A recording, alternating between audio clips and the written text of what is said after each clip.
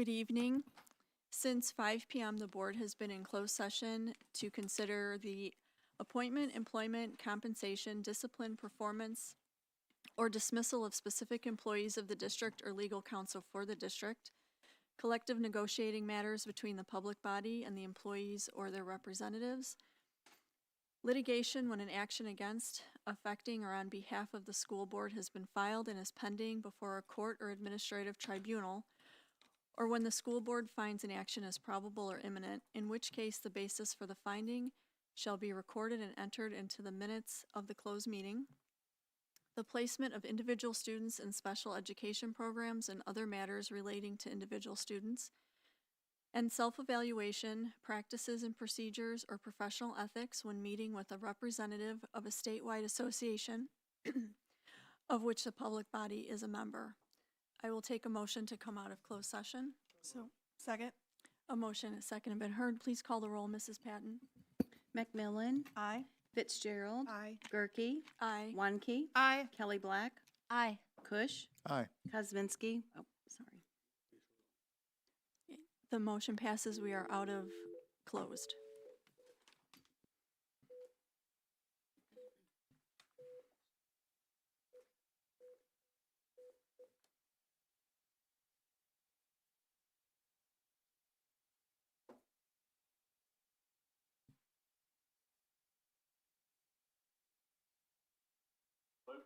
Hi, Joe. As you know, earlier this evening, the board approved your participation in tonight's meeting per policy.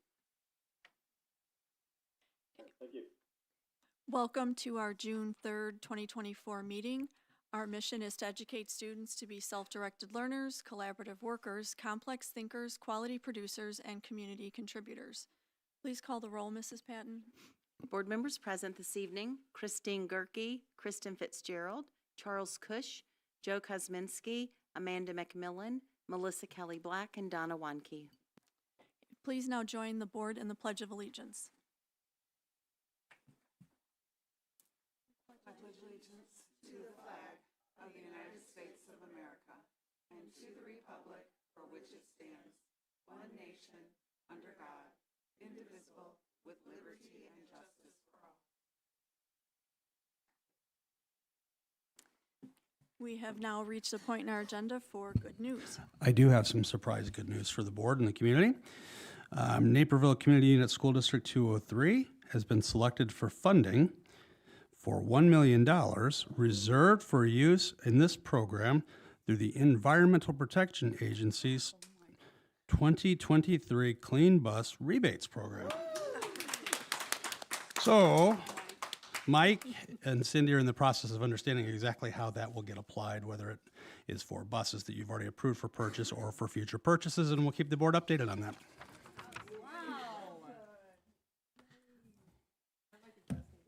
There you go. That might be the best news all week. We have reached the point in our agenda for public comment. I do not have any slips for public comment. Does anyone wish to address the board? Okay, this will conclude our public comment period. Okay, we have now reached the business portion of our meeting. As a reminder to the community, the board understands and has affirmed through our board agreements that it is each individual member's responsibility to prepare for each meeting. Additionally, we understand that it is our individual responsibility to effectively communicate our concerns either to the superintendent or board president prior to any meeting in a timely manner. And board members have also agreed that avoiding no surprises is paramount in displaying respect for all district administration and the community. In the spirit of no surprises, the board has tasked itself to send questions in advance of each meeting to the superintendent. This practice allows the superintendent to provide the best possible answer for the community. Additionally, it allows for maximum efficiency during the community's meeting. Those same submitted questions may also be asked in open session, along with new ones that may arise during discussions. Mr. Bridges, did you receive questions from board members in advance of tonight's meeting? Yes, I did. From how many members? 6 board members. Okay, we are now at item 6, action by consent. I will take a motion for the consent agenda. I move to approve the consent agenda. One sec. Sorry, Could we Charles? pull the asphalt bid? sure. Sure. Thanks.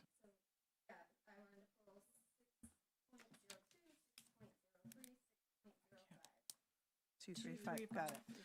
I move to approve the consent agenda, including items 6.01, 6.04, 6.06, 6.07, 6.08, and 6.09 as presented. Second.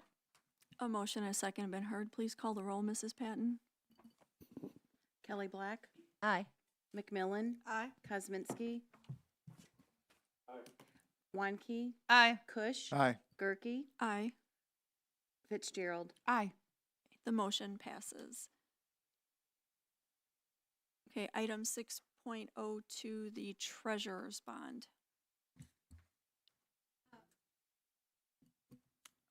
Yes, I had a couple of questions.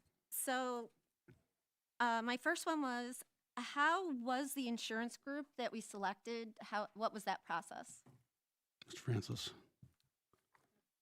It's, We have an insurance broker that gets quotes on this particular bond.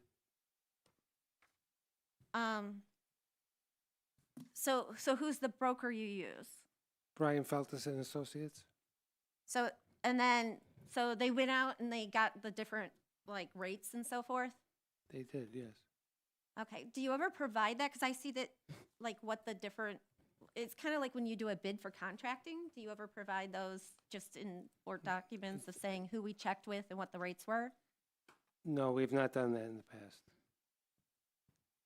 Because it would just be helpful to know. Is there any concerns? I know that who we're doing it through is a very small company. Is that any concern for a large bond with a small? No, we don't have any concerns here. If the board recalls, this is one of the things that the district did with the help of our local legislature to change the school code in this area to react to what we had been doing for many years in the past, which was by board resolution, reducing the treasurer's bond to 10%. And last year we got legislation passed that codified that for the whole state. And so now there's a much more logical and way to calculate your annual treasurer's bond needs, and it's saving the district a significant amount of money over the previous level that the treasurer's bond used to need. Yeah, I know, it used to be the 25%, so Yeah, 10% exactly. for us is significant. So along those lines, so it varies. I would assume that this varies each year. It's an annual process, correct? The amount of the bond has not changed very much. It was last year I believe the bond was 32 million, and this year that's 31 million. So it's not that significant difference on an annual basis. But we get a new agreement each year, right? We have to get a new agreement each year, yes. Okay, I was just confused because I noticed that it said that it marked it as continuous until canceled. Yeah, that's because this is a renewal. Sometimes we go to a new company. This is a renewal of the bond from the current company. Okay. And then, I guess that was it. Just, do we have with the resolution, like, do we get, when we make these copies of the agreements? in I'm any- not following the question. Can Like, you when we repeat make that? an agreement like this, to get all the entire contract and the agreement we're gonna be signing, don't we have to sign an agreement? The board president, Susan, is there a particular item that that Christine needs to sign for this document? It's Yeah. just the the resolution itself, yep. Yeah. But we don't, so we don't have a contract with them? A contract with who? I would think we'd have to have a written agreement that the party, for the bond with the Well, insurance company. Yes, we would have something that was last year. This is a continuation of last year's bond. Yeah, no, all I'm saying is that I think it would be nice if all these contracts, especially ones that we just renew each year, were in one location, we could look them over and become familiar with them, if we do have We questions. can add this to the public content of board docs and mark that for the future. Oh, thank you. Okay, that was my questions. Thank you. Any other questions from the board? I move to approve item 6.02, treasurer's bond as presented. Thank you, Mike, for all your work. Second. A motion and a second have been heard. Please call the roll, Mrs. Patton. McMillan, Aye. Fitzgerald, Aye. Wanke, Aye. Gerke, Aye. Kush, Aye. Kosminski. Kelly Black, Aye. The motion passes. Item 6.03, the asphalt bid.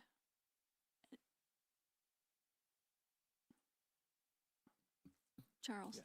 So I had a question on the, just the, how we went about, when the bid was it written as a, because when you look at the bid tabulation sheet that's in board docs, it shows the individual cost or projection of the cost for each property that's getting the service, and then it has the lump sum. What drives the decision to bid it as a total combined project versus individual? What we'd like to, while we show the individual locations, the cost per location is because for planning purposes more than anything, to get an idea of how much that costs to do a certain parking lot and the size. But it's bid as one package in terms of, because the cost of mobilization for the paving companies could be significant. So that if they were only to be awarded one of the four, then the bid awards, we feel, would be different and higher on a per location as opposed to all four of them collectively. But we'd like to see the individual pieces, so we award it all together. Even though they may not be the lowest bidder on a particular location, but they are overall. Right. And that, what you just said was a reason for my question, in terms of if you look at the individual ones, the one that was the lowest bidder was really just the lowest on one of the individual ones. But if you took the lowest one from each column, not that would be possible, but that's what prompted my question. It looks like you could save about $35,000, but it sounds to me like when the bid was put out there, it was bid as a total unit. The individual pieces, if I'm understanding you correctly, the individual pieces are just there for kind of reference, That's but not correct. really, That's right. not really a bid on an individual But place. they are the four pieces that add up to the total award of the contract. Got it. But the specification of the bid was for the total, That's not for correct. the individual. Okay. Thank you. That clarifies my question. Any other questions? Okay, I'll take a motion for item 6.03. Motion to approve item 6.03. Second. A motion and a second been heard. Please call the roll, Mrs. Patton. Gerke, Aye. Kosminski. McMillan, Aye. Wanke, Aye. Kelly Black, Aye. Fitzgerald, Aye. Kush. Aye. The motion passes. Item 6.05, the property tax resolution. I thought we had decided that we were going to get some more information about this. Was that, I might have misinterpreted. I thought in the closed door, we didn't discuss this. As it is something that is in the court of administrative tribunal, as in terms of its review, it is subject to some conversation under closed session. We did not ask for any action in closed session. We're recommending the board in open session approve this resolution authorizing the district. Well, We'll continue to monitor well, after. I think some of these, I'm going to go back to something like this that's significant and unusual to have it on consent agenda.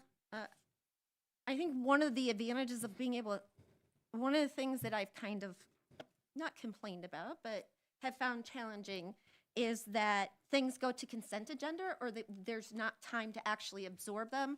One of the things about being able to discuss an item in a meeting is for us and also the public to get all the information and make sure we're as informed as we need to be, and then be able to get input from the community. But I have to say, in general, we have one instance right now, but what you're asking for is a resolution, like an open-ended for legal to, go after homeowners that debate their property tax. Actually, if I could Mr. That- Francis. That would not be accurate. Okay. We get notification from the counties if the assessed value, if the appeal for the assessed value on a particular property, and most of these, and I would say 98% or more of them, are on commercial properties, the reduction in the assessed value has to be in excess of $100,000 for a reduction of $100,000 of assessment. There's very few homes that would be appealing their taxes with that significant of an assessment reduction. This is mainly for commercial properties in the district, and this resolution generally gives the district the ability, if they want to, as part of that process, we can intervene on that appeal for the appeals that are in excess of $100,000. We have not done that during the last quadrennial reassessment. We had dozens, if not 100, of these commercial appeals, which caused some alarm for me. And when this happens, a reduction that's made at the Board of Review does not result in the district receiving less taxes. It's a burden shift to mainly the homeowners of the district. So this resolution would simply be allowing us to intervene really on behalf of the homeowners. And then also allowing us to intervene if any of those that did not get resolved at the Board of Review, to resolve at the Property Tax Appeal Board. And we also got one of those. And that is something that the district would actually have to pay a refund for. That is also on a commercial property. And that is what I talked to our attorneys about, and they simply said, you need to have this resolution passed so that we can act on the school district's behalf as part of that intervention. Okay, no, I understand the issue. So I might be wrong, but when I look at the resolution to be passed, it does not mention the criteria you mentioned. It is a blanket giving authorization. So if you look at it, there's no 100,000. But those there's criteria no that I commercial. mentioned would be in statute as to how that appeal process works. So we wouldn't have to, But- okay, go ahead. No, it's just difficult for me if it's part of a statute. I feel like that should be included so we know. All I received is what is on the agenda item and the resolution that's very open-ended. For example, you had mentioned things I had asked. How many people, I thought I had heard just one. If this is an issue, how many appeals have we had? What's the cost of them? And then if I'm making an agreement, I want the criteria in there. We haven't had any cost regarding this. There would be some legal cost on this particular appeal to try to save us from paying a refund. If the board so chooses to not have us intervene on any of these appeals, the board can choose to not do that. Oh, I'd like to see what the appeals are. How many do we get a year? I believe that that's my job to determine what the appeals would be, if we should intervene on that appeal. We have a very small, limited time between when we get the appeal and we have to intervene for that appeal. This authorization or this resolution allows me to contact Robin Schwartz, have a conversation, and if we decide that determine that this is somebody that would help the taxpayers of the community, then we would go forward. I don't have time to come back to the school board to ask for the approval because the limited time to get in front of the Board of Review is less than 2 weeks. Okay, Well, my question Melissa, was actually, hold no, on. he misinterpreted my question. I just want to clarify. So, I'm sorry, I just lost the question in my head. This is just, if I understood you correctly, allow you to determine if we're going to move forward. We need to give you permission to have that conversation. No, you do not. This will allow us to move forward and intervene on particular property tax appeals if it's deemed in the best interest of the school district. Again, because we do not have time necessarily to get the letter from the county and then intervene in a timely manner if I have to come back to the school board to get approval for that. That doesn't mean we'd have to go forward. These interventions are simply sometimes just filing a notification that the school district is aware of this and is watching it.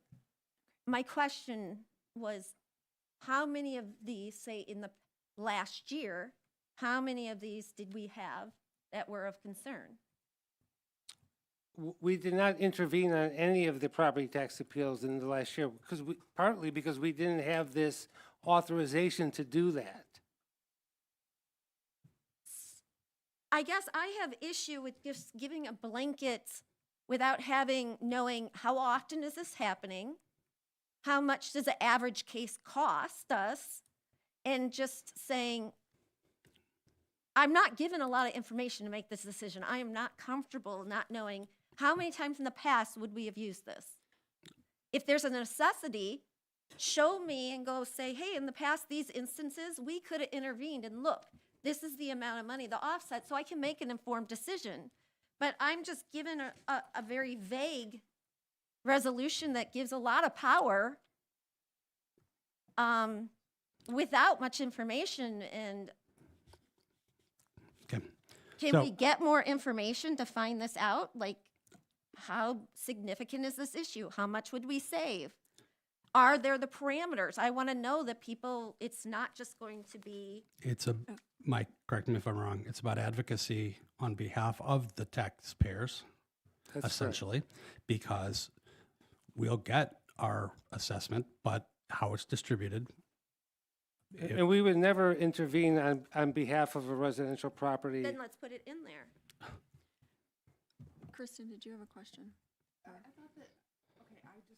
Sorry, I didn't want to have this on. Okay, I wanted to ensure that I have a correct understanding. You had noted that this could only be in the case of valuations of $100,000, different, like contesting $100,000 of valuation, correct? That's correct. So that Of what- assessed value. of assessed value. So what you were saying is that those are because of the valuations of residential properties, it's very unlikely that that would be a residential property because it has to be $100,000 or more.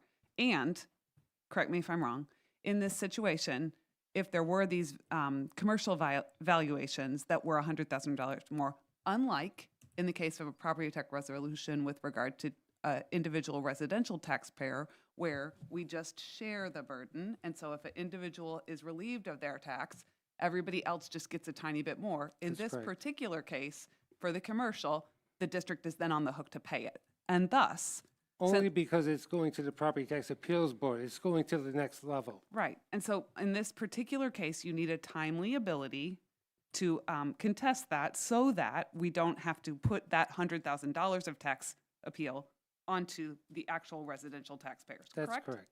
Yeah, so that would be great. Then I'm just asking that it be in the resolution, because this resolution, as it's written, it does not say that.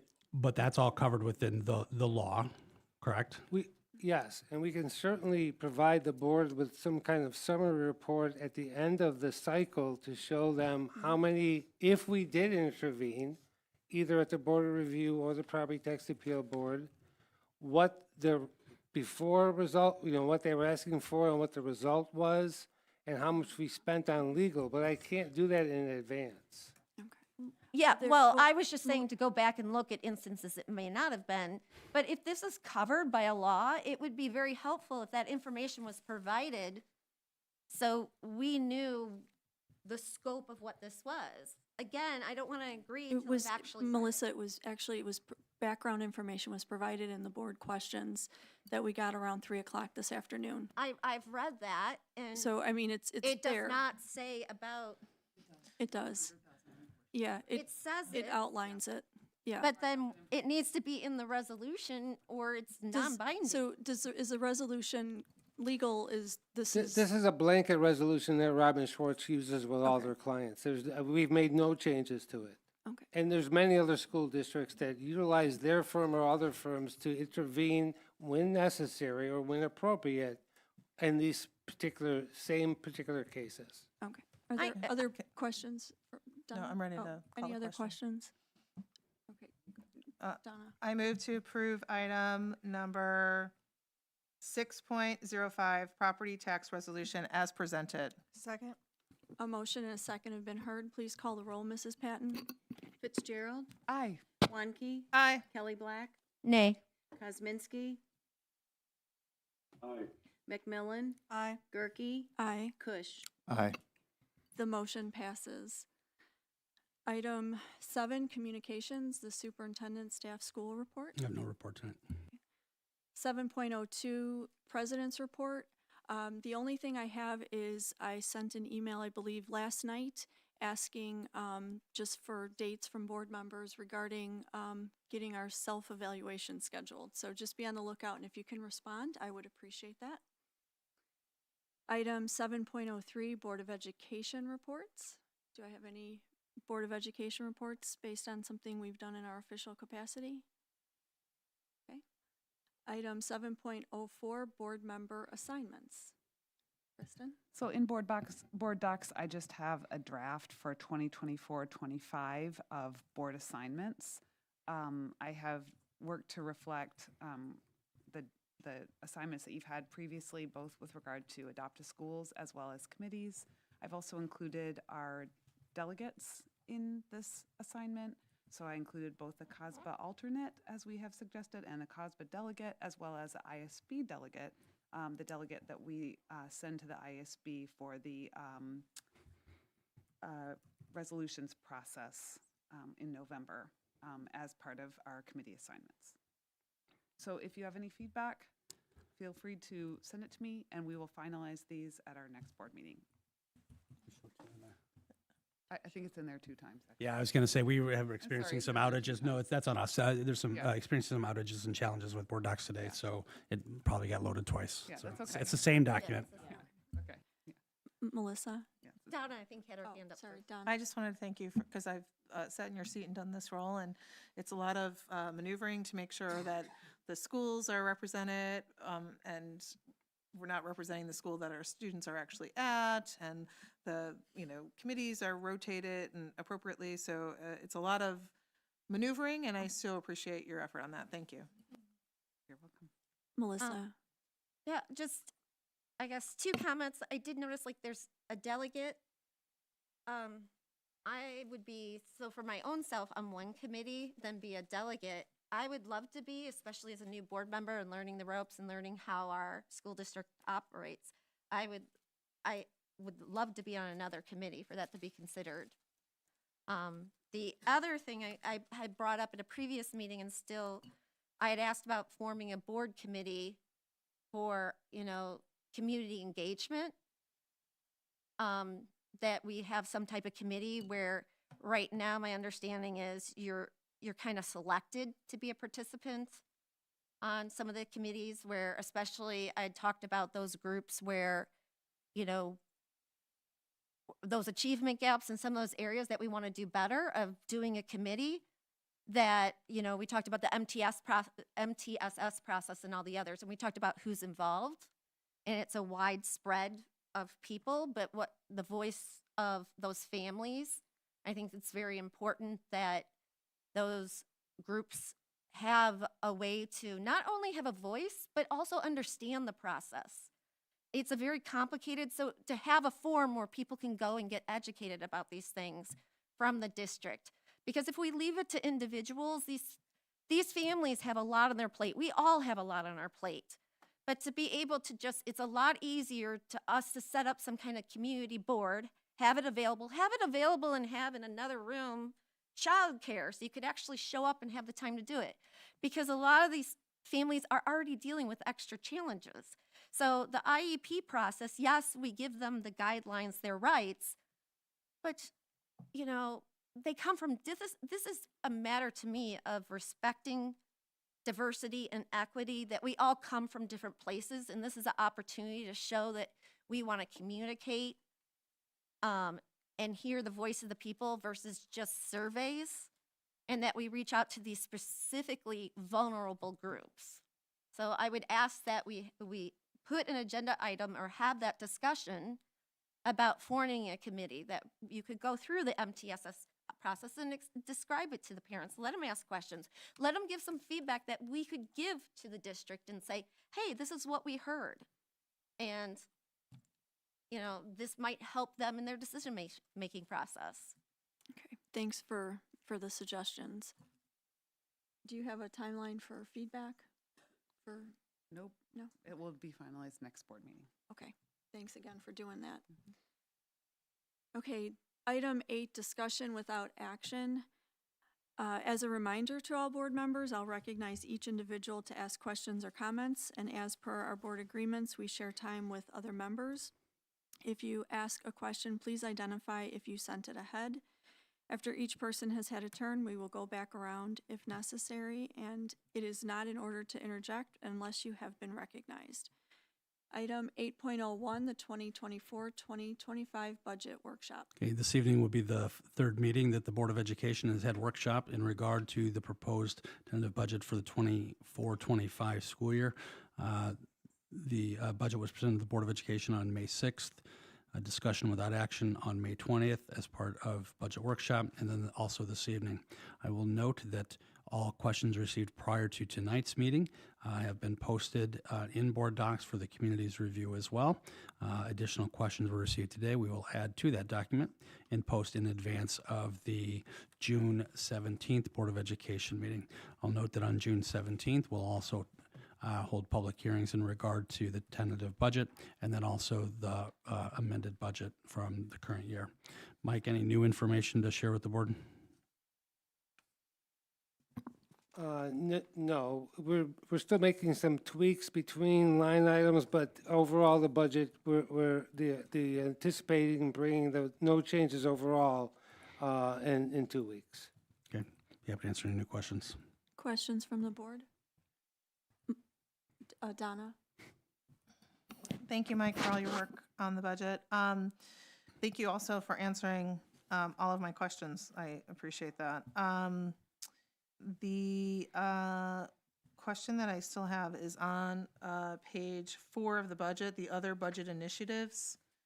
I asked about like where are those, are they, like I'm assuming those are already in the budget somewhere, but as far as additional dollar amounts for those, and I know that one of them, you've increased the capital budget by $1 million, but the other ones, I wasn't sure if we had some dollars specifically allocated for those other budget initiatives. We what- do, I believe those are Oh, it's not my question here. posted in the answers tonight. You know what, though? On the second question for the budget initiative additions that I asked, it's not there, so that's where I looked for it. I now see it. Thank you. I'm sorry. No problem. It's further down from my question. Thank you. Okay. Other questions from the board? Melissa? Oh. Everyone's budget questions. I just noticed we skipped over the 7, we had the consolidated. What? For other communications, 7.01, superintendent's staff school report. No. Are you on the? No, there's content in there. That's carryover from a previous meeting. That's, no, I had no agenda item. That was something carried, that's unfortunately probably last year's board meeting at this date. But it mentioned, It's in the public content. is the consolidated district plan, it says, because I'm trying to figure this out. Just as a point of order, we're on a different item. We're- If yeah, I can we're on a answer that different- question in a minute, but can we stay on the actual item?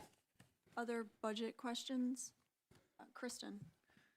I just want to thank you, Mike. I know this is tons of work going through all the questions that we're asking, but I love posting the questions. They're so helpful. I think it's also so helpful for the community to see all of the various things that are outlined in a little bit more specificity there. And thank you. I also had asked that question about the new initiatives. Thank you for outlining the costs of each of those.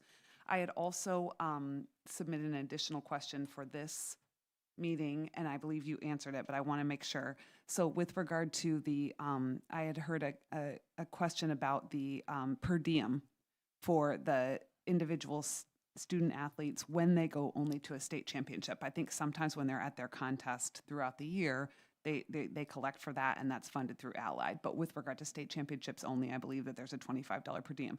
It sounded as if, you tell me if I'm correct, that you do not believe that you need to address the budget to be able to address the per diem. Is that correct?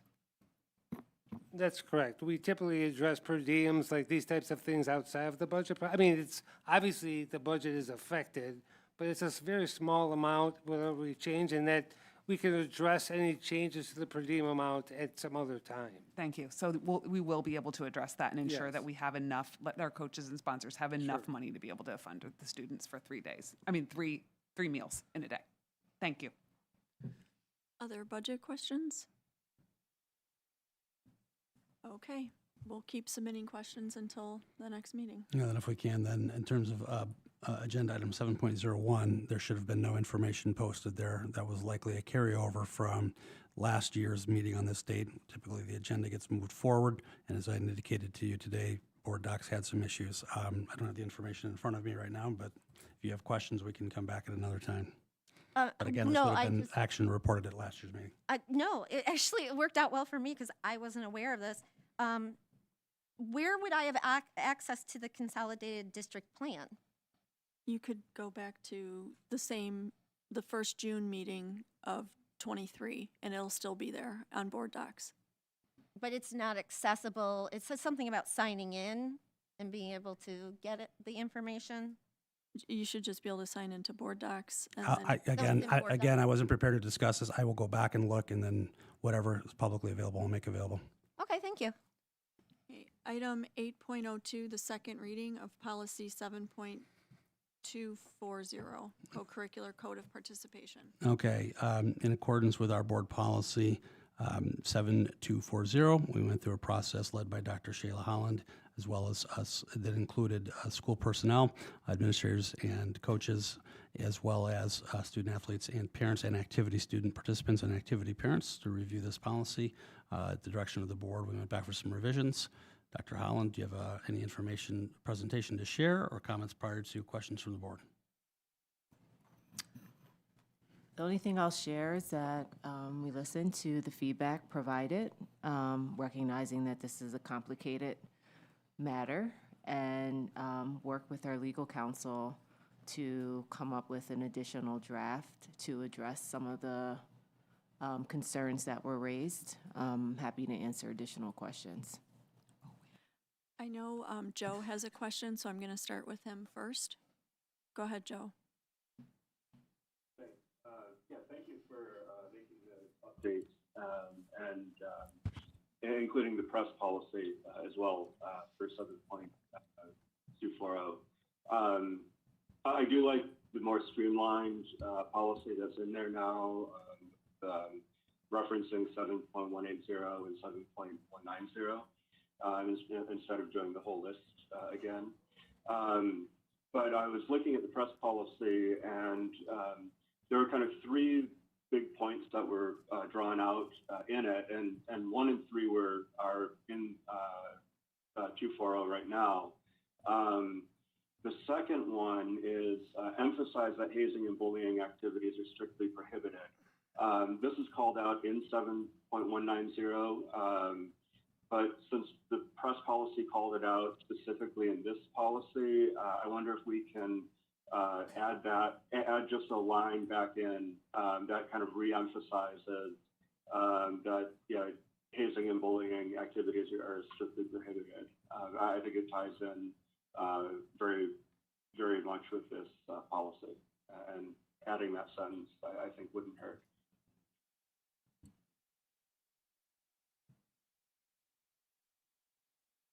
Other questions?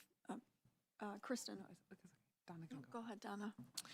So thank you for all your work on this. I know it's been a lot of revisions. Can you just clarify? I think I know the answer to this, but I just want to make sure. So when you went back and took out items 1 through 20, those are all like very, explicitly line by line covered in policy 190 and 180, correct? Correct, more specifically 7190. Right. Okay. And if I remember correctly from our discussion, the reason for taking these 20 items out is because 1.90 is more thorough than even these, and we had sort of picked and chose what these 20 points were, and there was maybe some that were in 190 that were lacking here, correct? There was one that was, yes, so Okay. yes, but there was one that was separate, and that's now added into the paragraph. Right. It was the one about participating or being at an event where drugs or alcohol are being used or served or provided. Okay. All right, I just want to make sure that when because we had revisions in 1 through 20 in red and blue, and so I just want to make sure that all of that's been captured in 7190, is that right? Yes. Okay, thank you. Kristen? I did send this question ahead, but I think it might be helpful for the community. Dr. Holland, if you could outline the process that you went through in terms of all of both the new, is it E, as well as the regular policy? Yeah, the 7240E edition, as well as all the process that you went through with 7240. So from the start? So every year we bring our policies to the board. Prior to, when we know this time period is coming up, we communicate with our legal counsel and send them the last version of our policy. They review it. They look at updates to school code. They review changes that may be advised of us through press. And they have a sense of the local, statewide landscape regarding cases and additional information. So we receive the policies back with suggested revisions.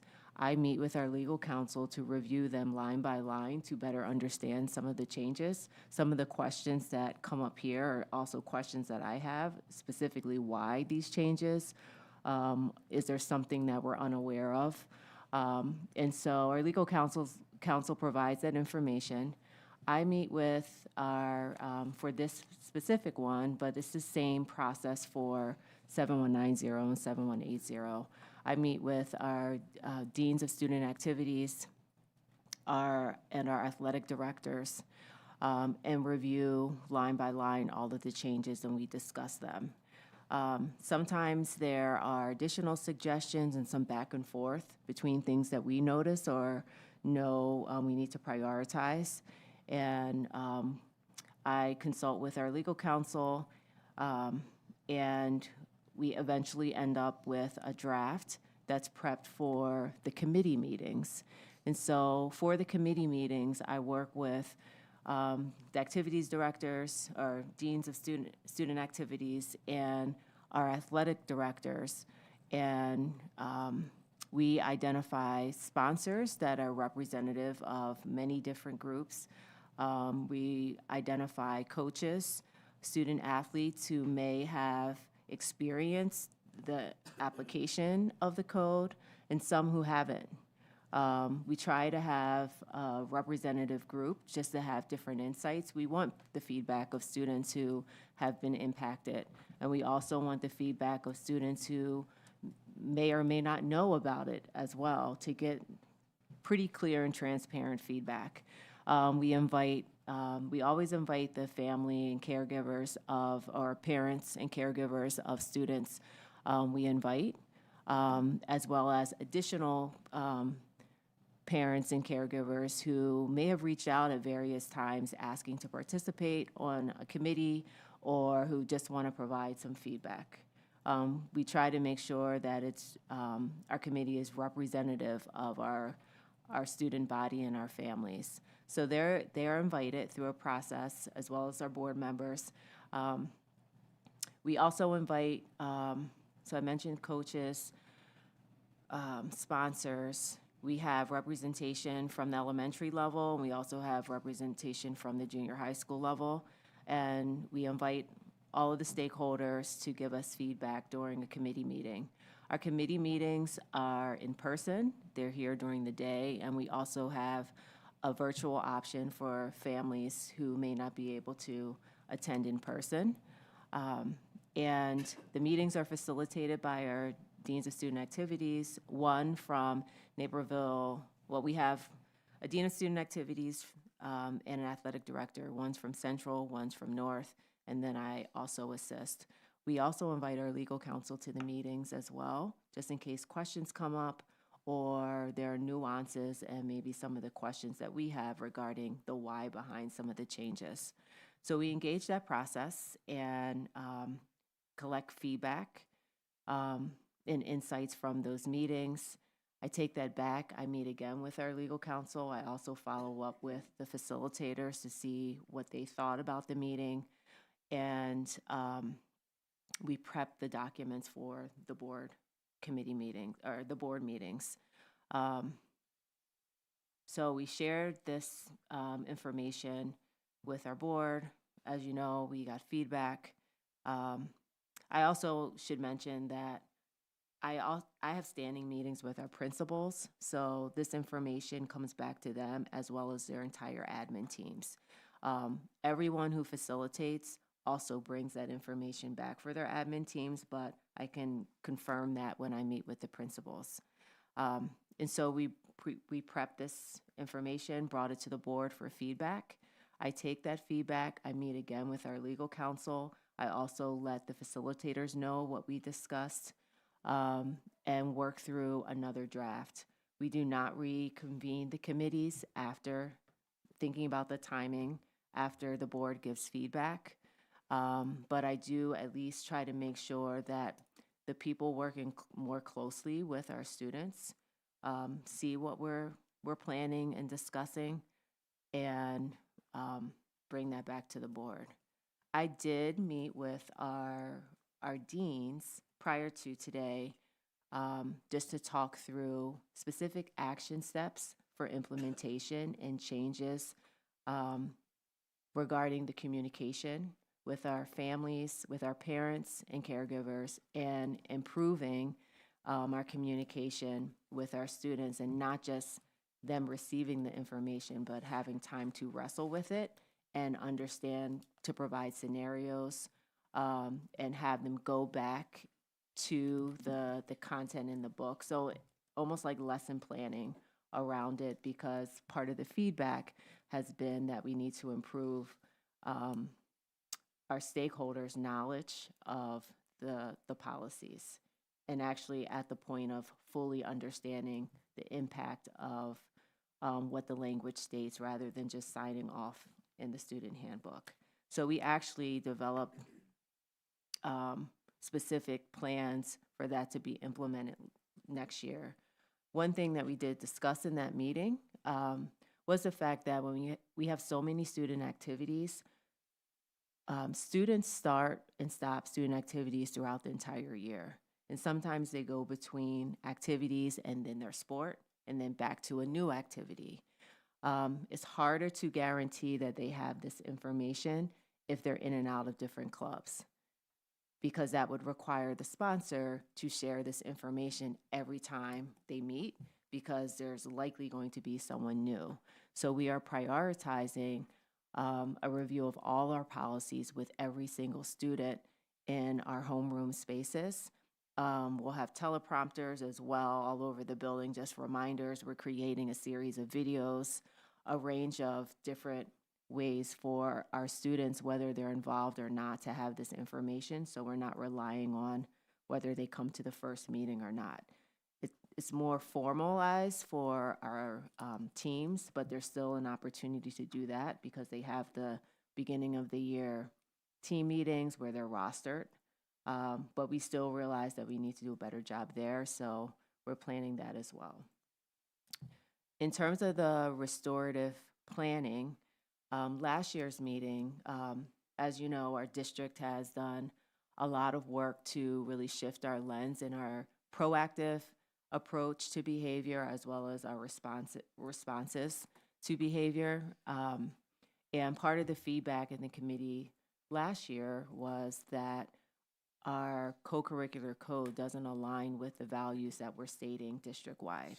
And so part of the charge from the committee was to return this year with a plan to help address that and to more formally align our efforts district-wide with how that's playing out and being lived in the co-curricular realm. So that's where the restorative action plans came from. That feedback that has been positively received. And so I spent the year looking at other districts, recognizing that many still have the tables. I spoke with our legal counsel around that, whether we have to have that or not.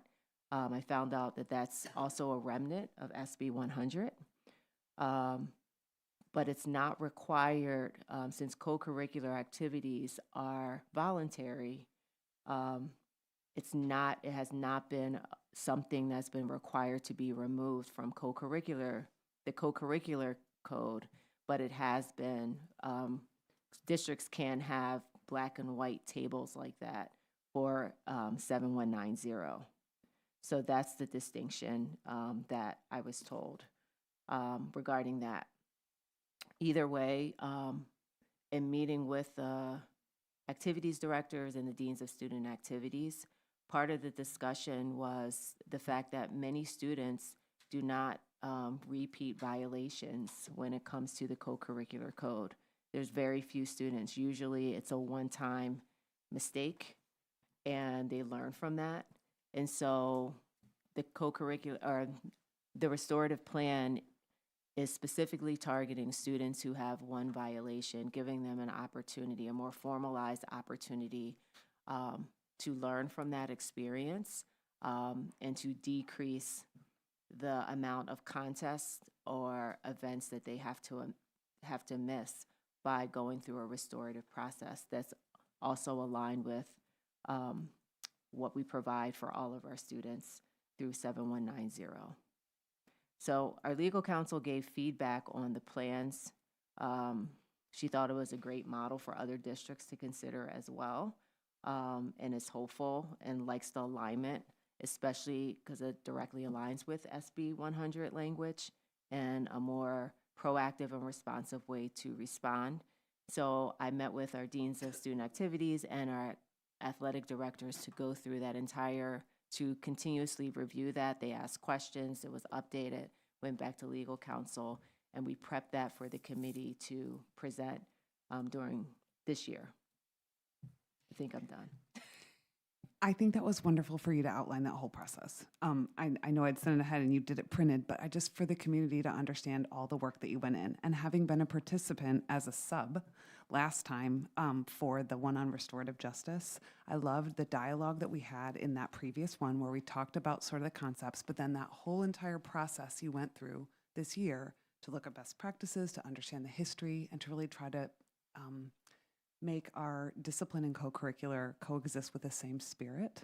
I still think that we have a little tiny bit more of a one-size-fits-all in this than we do generally, but I think that the restorative justice or the restorative action plans actually add in a positive way towards making it a little bit more aligned. I think the one concern I have, well, a couple concerns, but one concern that continues to be something that I'm not sure if we are quite in the right spot is that concern about, I totally get how you are equalizing all of the violations. So like, I know that there was some dialogue in the committee about this one is seen as more serious, or the one we care about the most, because you get a double violation if you make this violation as opposed to, or double consequences if you make this violation versus others. So I understand the effort to say that we take all behavior seriously. At the same time, I'm concerned about the incentive that we have for students if they attend a function where there may be, unbeknownst to them, illegal consumption of a substance, they have the same penalty whether they consume that substance themselves or another individual in the party is consuming it. They get the same penalty. Previously, we had the one penalty for one violation if they took the appropriate actions and did not consume those substances. But the way that I read this new policy, because we eliminated the double penalty for consuming, they'll now be in the same situation if they happen to be at an event where there is illegal consumption, whether they consume themselves or someone else does, even if they don't know. Because looking at the policy and where we've got the language, it just says illegal consumption. It doesn't say anything about that the party itself is sanctioning it or that the student knows it. It just says if there is illegal consumption. At least that's how I read it. And so that's my concern. And my concern is as well, I thought Joe was correct in adding hazing in, because I think that that's something where we do really see sometimes that, not in our own sports culture, but in sports culture as a whole, we do sometimes see a prevalence of that. And so I think it's good to call it out. But at the same time, it seems to me like that paragraph then, it looks a little bit like these are the things we care the most about. The other stuff we're eliminating by reference, which people may or may not click, so they may or may not see it. But then we have the stuff that we've stated, which seems to have a greater prominence. It will certainly mean that people will know more about it, which I think has been one problem, which you're clearly working to address, which I applaud. But I continue to be concerned about the way that it seems to me that what we hope for our students is that they always are taking the appropriate actions. They always are, wherever they are, they're saying, I'm not going to drink, I'm not going to consume alcohol, I'm not going to consume, illegal substances of any kind, blah, blah, blah. That's what we want. And it seems like in this situation, by the way that we have equalized the penalties, they're in a situation where they are punished the same either way, whether they do the right actions or whether they don't, and whether they know that those things are going on at this individual event or whether they don't. So that's my concern. And so understanding that concern is there, I wish that we could have students and sponsors comment on these changes because they seem big to me. So like the fact that we had the restorative justice process where we did the whole year and developed the new language, and then the whole committee was able to look at that language and say, yes, we think this is going to have the right impact. I wish that we could do that same thing for these changes, for the overall changes to the policy, because we're changing a lot of stuff, and it's happening after the committee worked. So I'm just wondering if there would be a way. I know that when we do the registration, we already have 7.190. So we are already, that policy, parents are already signing off on. But our sports registration happens later. It happens right when we're getting back to school, or for winter sports and fall sports, it happens throughout the year. So I'm wondering if we would have time to spend a little bit of time on that policy, looking at, we've got the press policy here, but looking at other districts and looking at that particular question and how we want to incentivize our students, and then getting student and parent feedback for that change before we need to have parents signing off on that and kids signing off on that for their registration for sports or activities. I'm just trying to think through the calendar and think that that's, if the board's direction is to get some feedback, that's something that we'll have to do. We'll also need to decide what's getting ready to go in the handbooks for students for this coming That's year. right. Mm-hmm. It would probably have to be the current. Unless we change it, it would have to be the current, and we'd have to have the dialogue, and then we'd have to update it. Unless Well, we're and able that's to have the feedback. We're talking about a printed, Yes, yeah, they're and printed. there's a significant cost of then reprinting those.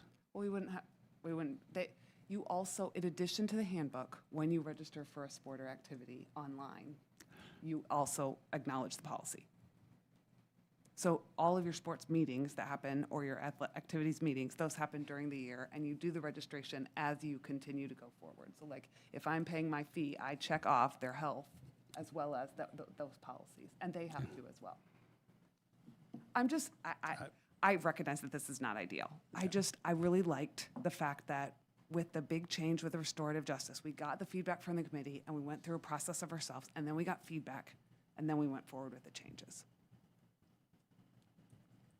Well, that's a part of, we usually don't reconvene the committees I know. after even if there are changes after the board meeting. I know. Or board feedback. Right. I have a clarifying question, just so I'm understanding. I don't necessarily think that things are equalized. I'll state that just because there are always 7190, there are always other entities surrounding student behavior and discipline. A DUI not only is recognized here, but law enforcement gets involved with other things. So I'm mindful of what's happening here and what the school, what our district issues a consequence around, and also the other intersecting parts with some of the behaviors that are listed here. So I'm just naming that. Not that we control how that's managed, but there are layers. I mean, we already have 7190, which can lead to an in lieu of expulsion, can lead to a variety of things depending on the extent of the behavior. So 7190 isn't a one-size-fits-all. So it's hard for me to say that this plays out that way, even though the table has a number associated to missing contests. But when a student is suspended for an extreme amount of days or is up for an in lieu of expulsion, they're not participating. So those numbers in that table really don't matter. So I'm just putting some things in context regarding some of the more egregious or forms of misconduct. Without a doubt, there are different consequences under 7190. I'm just looking at straight on the co-curricular consequences, which would be the same if you were drinking illegally or attending a function and not drinking, is what it looks like, because of the fact that it says that each one would have a 25% valuation of your season. And then if you had the restorative action, if you add that on top of it, you would get a 50% reduction of the 25%, so you'd be at 12.5. But it seems like to me, those would be the same. I'm trying to think of a better way to explain it, but okay. I mean, without a doubt, if you had a DUI or something like that and you actually had 7.190 consequences beyond just the, like, where you were out of school or something like, those consequences would be an addition. So it would be in addition to what you had co-curricular week. But it seems like in our co-curricular code, we're seeing them the same. Okay. Melissa? I understand your concern with, wanting to encourage our students to take the right action. And I think the issue is, and we kind of discussed this at the other meeting, was specifically with the drinking. I think, when we make this, we have to look at a lot of factors. And one of them is the implementation, the ability to fairly implement it. And I think what comes into question is who says they were drinking, who doesn't, you say you don't. So it's almost like you have to have a rule that can be evenly applied. I think it's more an enforcement, and I think that's why, if I recall correctly, that was the legal, they recommended that. I don't think so. I thought so. I don't think we've gotten actual legal recommendation on this particular one as to the enforcement.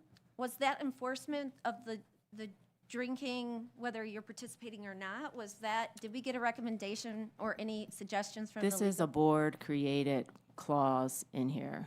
So that's why we're discussing that's why it's an outlier from even 7190 and 7180. This is something that we've identified as going in here. I need to go back to the other policy to see if that language was just moved up or if it actually changed. So I'm also trying to understand that piece of it. Yeah. I thought it was the same language, but I'll go back and look. I think it is the same language, but we used to have different penalties. So I think it's the same language. It's always been in there. But if you had the one violation where you were in attendance, you had a violation of 1. If you had a violation where you were a consumer, you had a violation of 2. Are you saying that was written in the policy or that was an understood It was in the difference? policy. I'm just So, looking to see where that's listed. It's not in this policy because this isn't our first section. This isn't our first time, but before, when we saw it, if you had a consequence for actually illegally consuming alcohol, it counted as a violation of number 2.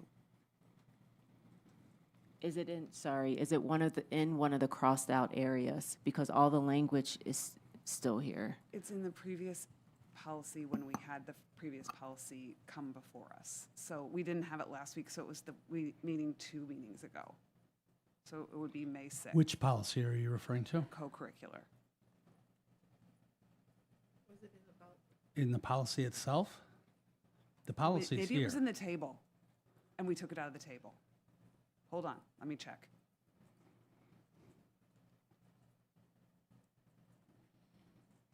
It's in the table. Melissa? I'm just asking for clarification. How do we determine whether they've been drinking or they're there? We don't. So who does? The deans or the, But I mean, how did they qualify that?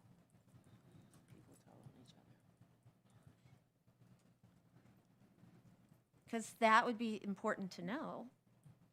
I would ask legal's advice because that could put us in, we should probably, know how that's being determined. oh, here, I found it. It's under 8. If you look at the old, under May 6th, if you look at 8, it says note regarding consequences.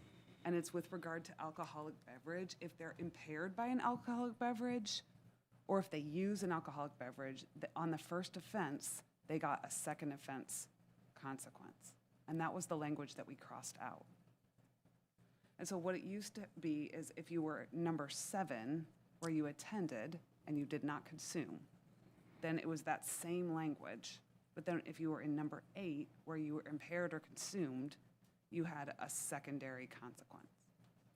And so when we've eliminated those secondary consequences, it makes it be equal according to the table. It's not with regard to 7.190. We've just equalized it with regard to the co-curricular code.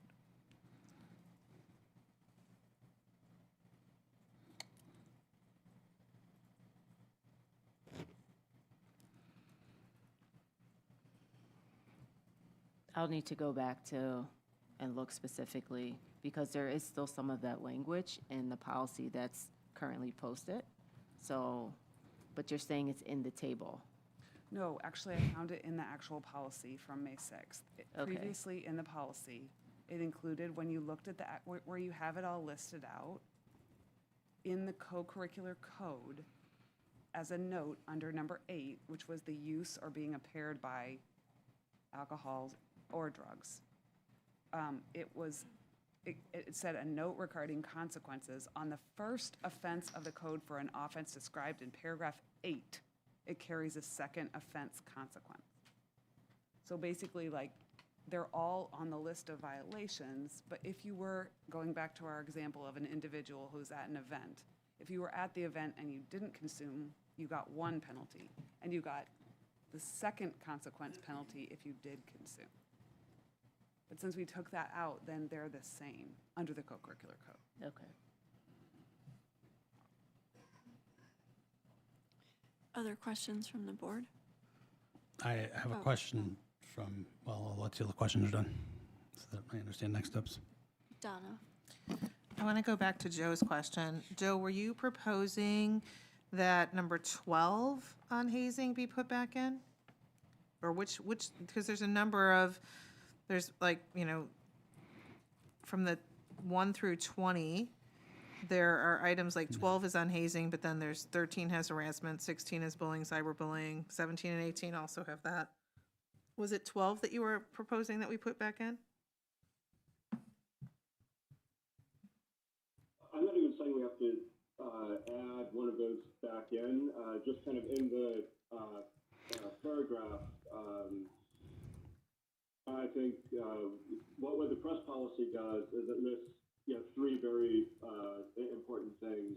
Talk about steroids and performance enhancing drugs, which is in there. The second one was the statement is just emphasize that hazing and bullying activities is strictly prohibited. And we could just make that statement right, just that clearly, because 7190 is referenced in this policy. But just kind of bringing back that idea that, coaches need to emphasize that hazing and bullying activities are prohibited. Okay. It does, this policy as a- well. as I'm sure you can see, it does reference also that, participants must abide by board policy 7180, bullying, intimidation, and harassment. Is it the word specifically hazing that you feel needs to be in here? Yeah, that was gonna be my, So didn't when I Yep. did a search for, It says, the way it's been worded in the policy proposed is participants in co-curricular activities must abide by board policy 7190, student behavior, board policy 7180, bullying, intimidation, and harassment, Illinois High School Association requirements. Hazing would be actually covered in both 7190, 7180, and IHSA requirements. where's the IHSA? oh, I agree with that. I'm just saying, well, I guess 7180 is called bullying, intimidation, harassment, so it is kind of called out there. We'll take a look at it. Oh, I like the word I guess hazing. I was just suggesting to add one more Yes. sentence. Yes. You know, kind of under that rules for co-curricular participation or somewhere that kind of re-emphasizes that point. So I would say that, thank you, Joe, for clarifying that, because I wasn't sure exactly where you were thinking it was going to go. I would say that I agree with Joe, but I feel like this is a slippery slope of going back down into, I know I'm going to contradict myself right here, but of going back into specifically naming items like 1 through 20 that are covered in our other policies. I guess the steroid, the drinking, the hazing are, more of an issue in some of our sporting events, but I don't know. I feel like then does that go back to the problem where the sexual harassment wasn't that the one that was not listed here? And then like your students said, well, hey, does that mean that you guys don't really care about this? I can't remember where. They asked about teen dating Oh, violence. that's it, teen dating violence. Because that's happening outside of school in addition to like our co-curricular, like, because the 7190 and 7180 are addressing things occurring in school, and this addresses things completely out of school as well, correct? It depends. Right. Every There's both, yes. right? So what I understood is that I think going back to the press section that has the 3 areas, we can consider incorporating those 3, at least naming those 3 areas, Okay. and trying to mimic the language more closely of press in that section and add that into the revision. Okay. Yeah, and I guess, I would argue that 1 and 3 actually are reflected directly in 240 already. 2 is kind of alluded to in the title of 180. And I was just suggesting maybe calling that out even more. But, it is there. I agree that it is there. Other questions from the board? Just so that we're clear, a board member has requested additional feedback from stakeholder groups. Is that a wish of the majority of the board?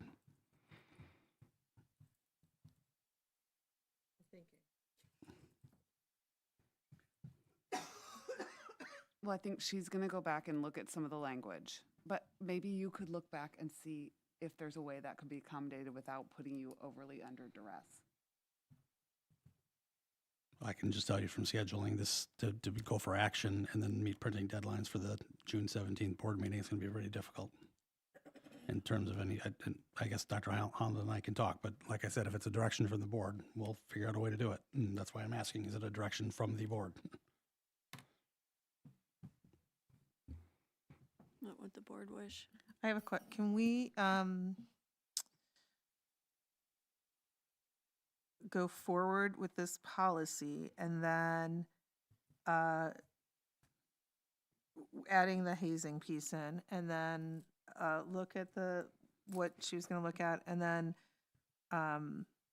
like possibly revise the policy very early in the year, like as opposed to, I mean, how does that work? If you I have think- policy that changes mid-year and it's in the handbook, how does that Well, work? policies can change mid-year, but it'll be, we'll have to, my concern about changing a policy mid-year would be changes in from one season to another season, for example. Yeah. My other concern would be consistency in application of policy.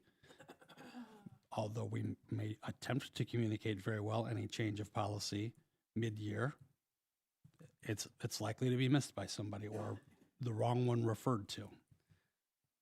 I think this is a big change in terms of the not drinking and having the same. Yeah, I was wondering how the other felt. Thoughts from the board?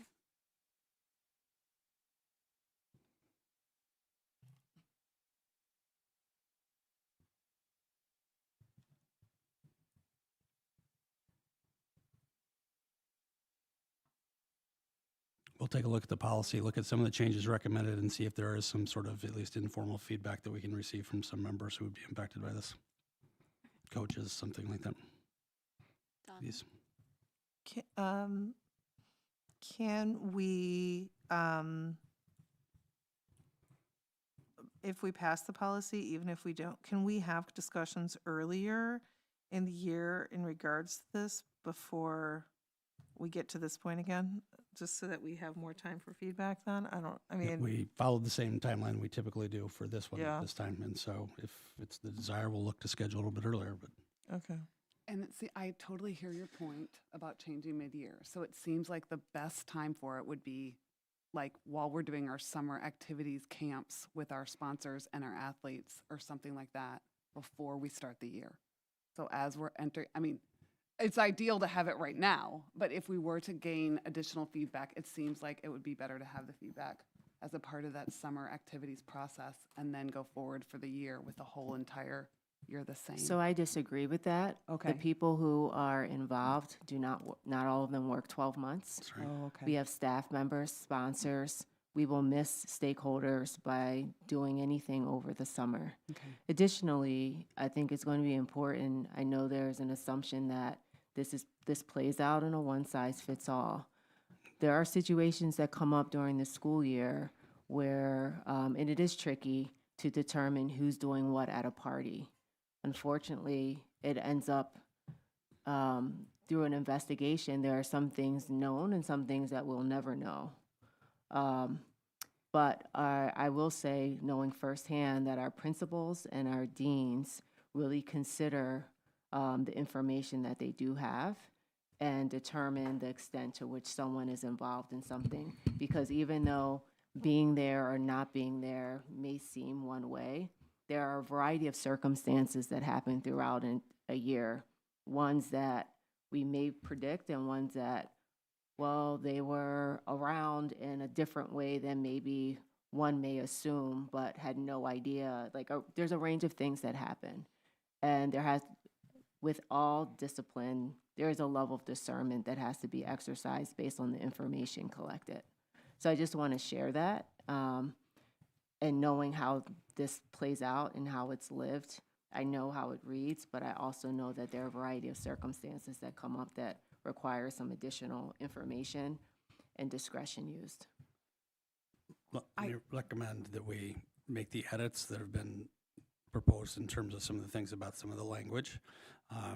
Bring it for the board's review, put on the agenda for discussion with action as would be scheduled to be. And if the board has additional questions, they can either be pulled or further direction given. It will help me to understand a little bit more about how our deans see that one particular, our deans and our sponsors see that one particular area, the change of the equalization. I absolutely get it that at 7.190, there would be a lot of flexibility. This isn't even in 7.190.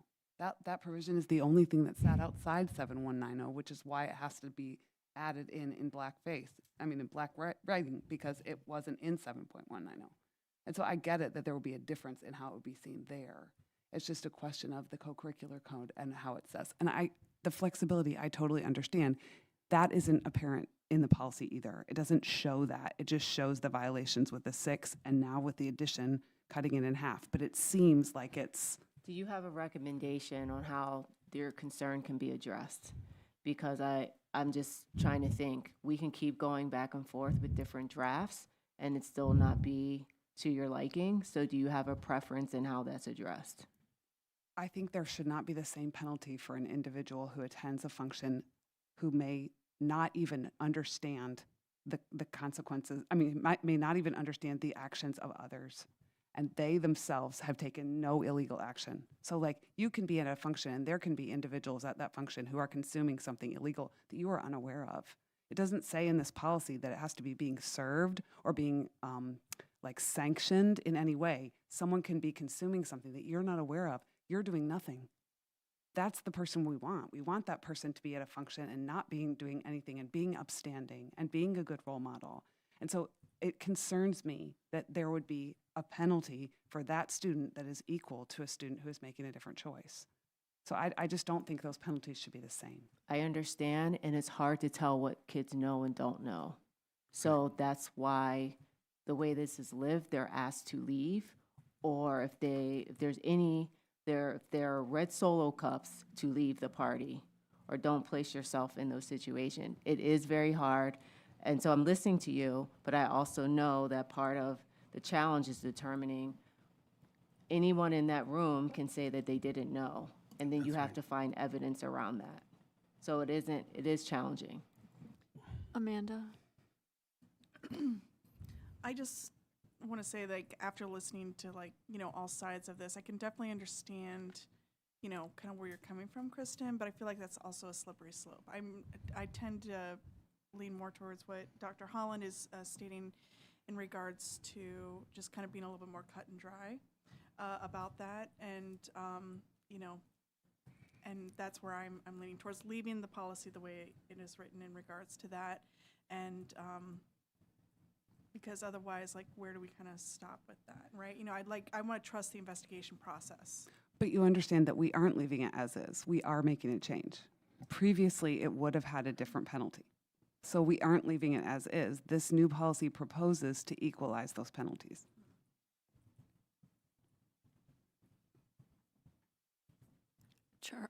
Charles?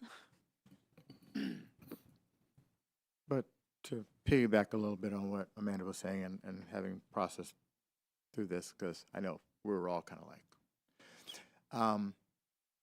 I do think it comes back to the investigative process of trying to figure out what's where. I'm not the one who has to do the investigation. Obviously, there's other people who have to do that. So I do think setting the consequence where the consequence is, and then trusting the process of the investigative process to try to determine where the enforcement will happen.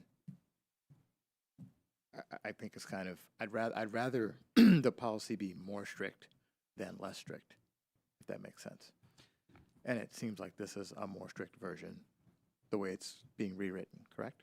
I think it's more strict previously because if you had, and whatever the investigation process was previously, we relied on it to have varying penalties. So whatever the investigation process was, they went through that investigation process, and if you were at the party, you got a single violation. Right. And if you drank at the party, you got a double. So Right, however they investigated but that's why I'm that. saying it's more strict in that even being there, even being involved is where the standard is set. And then the determination of if someone leaves, then it's like, okay, well, they might have been there for a minute, but they left prior to, and let the investigative process kind of figure out whether or not the penalty should be levied. Isn't there some discretion in that? There's none at all. So is that how that plays out in practice? I'm a bit lost at this point, trying to figure out what's being asked specifically, because there are a range of scenarios. So I'm not sure how to answer. Melissa? Oh, hold on, Joe, 1 second. Melissa? So I guess my question, this might be a mute argument. How do they know if they drank? There's no way to know that, so you can't have even a policy that differentiates them, because how in the world are you determining somebody drank at a party you weren't at? I don't even think it's feasible. And then the other part of this is that I like that you commented on is, you know, it shouldn't be put on the school district to determine all that. That's the amount of resources, it opens us up to a lot. And I like that it puts the responsibility on the students.